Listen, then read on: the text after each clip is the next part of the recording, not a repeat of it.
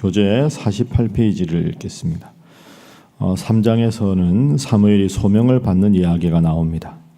엘리는 나이가 들어 육체적으로나 정신적으로나 쇠약해졌습니다. 어느 날 하나님께서 사무엘을 부르십니다. 엘리의 부름인 줄 알았던 사무엘은 엘리에게로 가지만 엘리는 무슨 일인지 감지하지 못합니다. 세 번째에 이르러서야 엘리는 하나님이 사무엘을 부르신 것을 깨닫고 사무엘에게 어떻게 할지를 일러줍니다. 하나님은 사무엘에게 엘리 가문의 심판과 이유를 설명하셨습니다. 사무엘의 성장과 더불어 하나님은 사무엘과 계속 함께 하시고 온 이스라엘은 사무엘이 하나님의 선지자임을 알게 됩니다. 4장은 하나님의 괴가 블레셋에 빼앗긴 사건과 동시에 엘리의 아들들과 엘리의 죽음을 언급합니다. 이때 해산을 하던 엘리의 며느리는 충격을 받아서 아들의 이름을 영광이 떠났다는 뜻으로 이가봇이라 지었습니다. 오늘 3장은 아주 대조적으로 엘리 가문의 쇠락과 그리고 사무엘의 등장 이렇게 정리할 수 있습니다. 엘리 가문이 40년간 사사 생활을 엘리가 했지만 마지막에 아주 안타깝게 쇠락하는 장면, 이에 반해서 사무엘이 이제 백성의 지도자로 점점 백성들 사이에서 명성을 얻어가는 그런 장면이 등장합니다.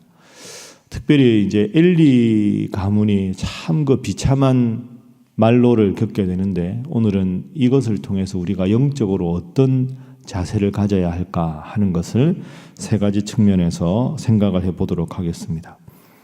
첫 번째 기도 제목은 늘 영적으로 깨어있게 하소서 하는 기도가 필요합니다. 항상 영적으로 깨어있는 태도가 필요하지요.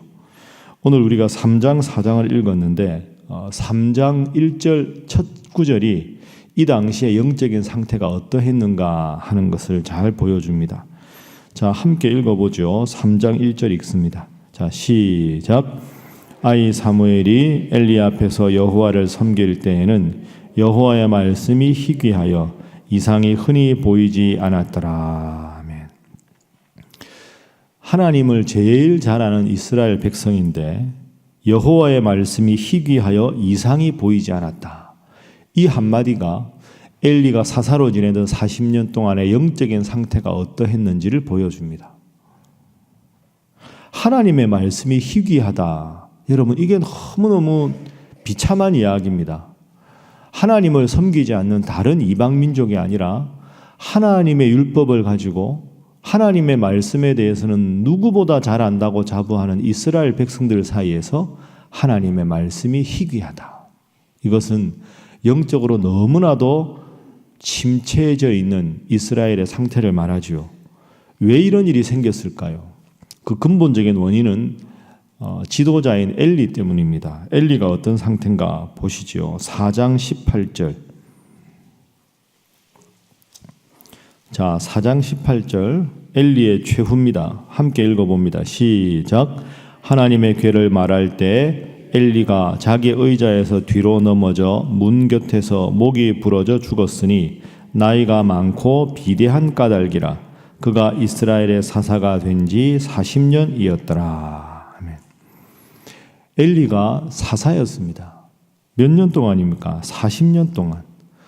40년 동안 하나님 앞에 지도자 노릇한 사람이 어떻게 죽었는가? 참 부끄럽기도 하고 비참하지요.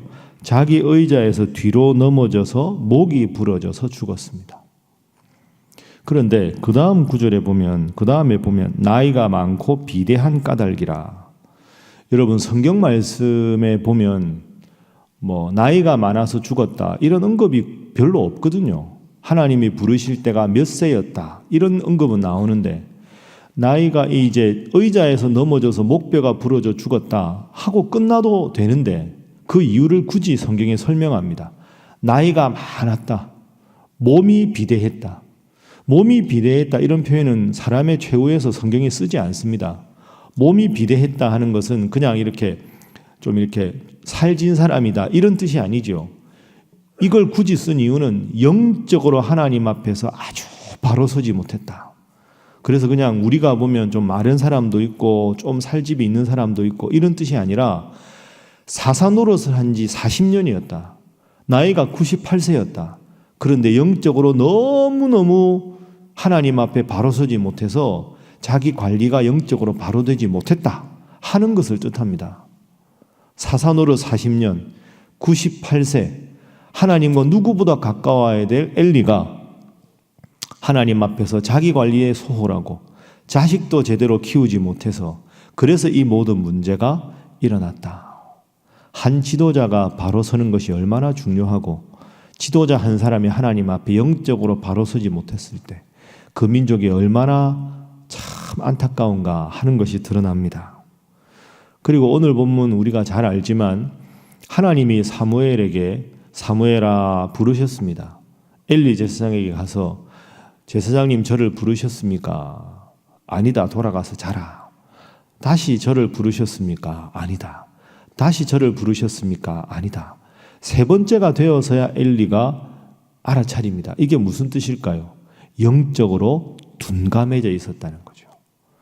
그 시간에 거기서 자는 사람은 엘리하고 사무엘밖에 없었을 텐데 혹시 외부인이 들어와도 세 번째 가셔야 그 한밤중에 하나님이 부르는 걸 알아차렸다 하는 것은 지금 엘리 제사장의 영적인 상태가 사사 노릇을 40년을 하고 하나님의 제사장이지만 하나님의 음성인지 분별할 수 없는 지경에 이르렀다 하는 것을 보여줍니다. 그래서 오늘도 우리가 이 새벽에 하나님 앞에 기도할 때 하나님 영적으로 늘 깨어있게 하시고 하나님 말씀에 민감하게 하시고 하나님 앞에 늘 바로 깨어있는 자 되게 하소서. 그렇게 기도하셔서 늘 하나님 앞에 바로 서는 여러분 다 되시기를 주님 이름으로 부탁합니다. 자, 두 번째는 같은 맥락에서 연륜보다 하나님 사랑하는 것으로 인정받게 하소서 하는 기도가 필요합니다. 연륜보다 하나님 사랑하는 깊이로 인정을 받는 삶. 엘리가 98세입니다. 98세면 얼마나 나이가 많습니까? 그때 당시 의술로 그리고 40년간 사사 생활을 했습니다.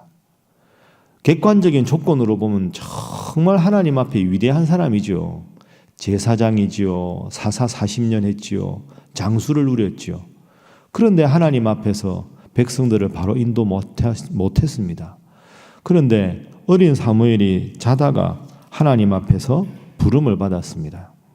자, 그래서 오늘 본문에 보면 하나님께서 사무엘을 부르시는 장면이 앞에 나오지요. 근데 3장 1절 맨 처음에 뭐라고 나오냐 하면 아이 사무엘 이렇게 나옵니다.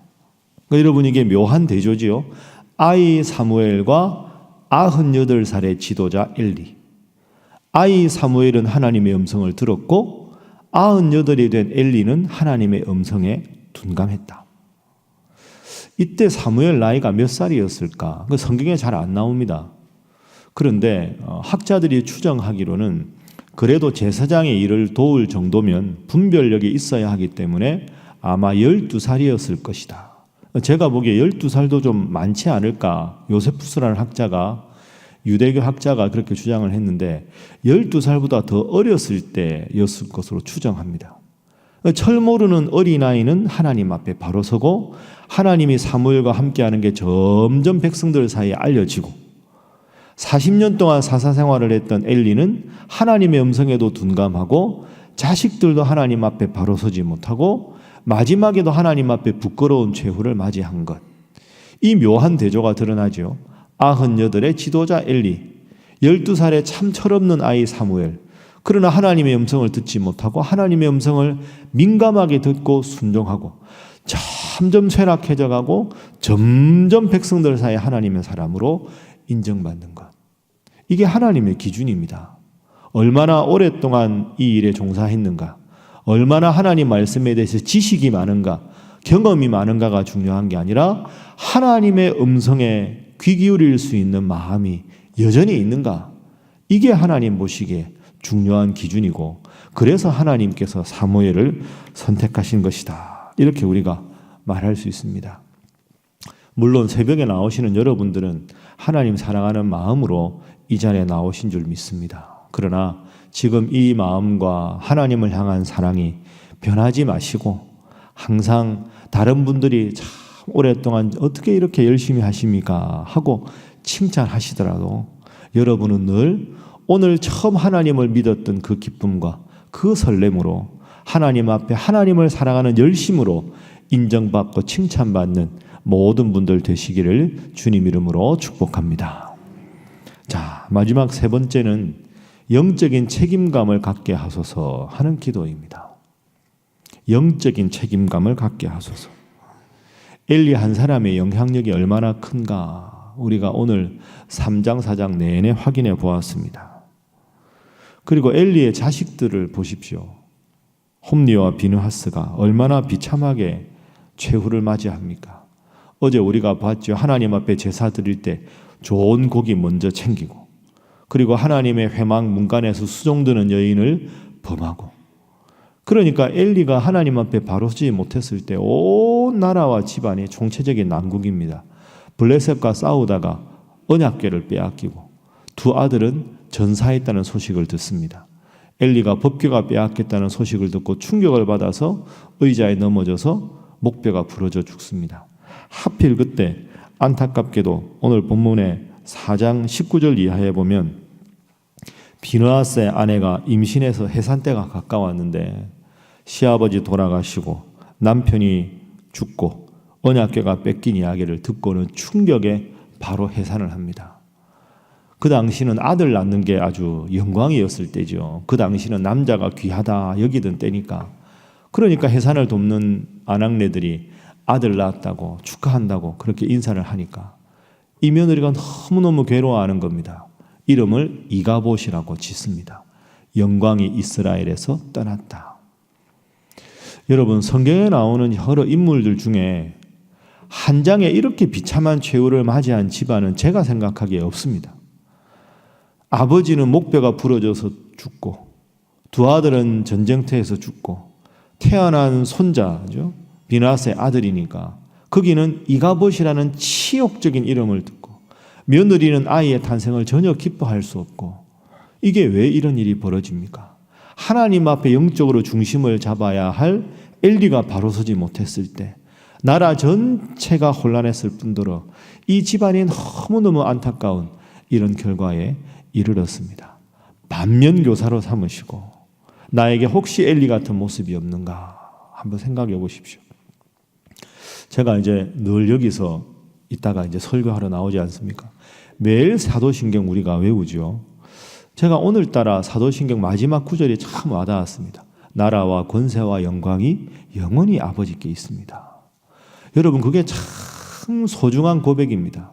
하나님의 나라도 하나님 것이고 권세도 목사의 것이 아니라 여러분의 것이 아니라 하나님의 것이고 우리가 때로는 좋은 일이 있어서 기쁜 일이 있지만 그 모든 기쁜 일의 영광도 하나님께 돌리는 것. 나라도 권세도 영광도 하나님께 다 있습니다. 우리는 늘 외우지만 이 고백이 얼마나 위대하고 소중한 고백인지 잊어버릴 때가 많이 있지 않는가.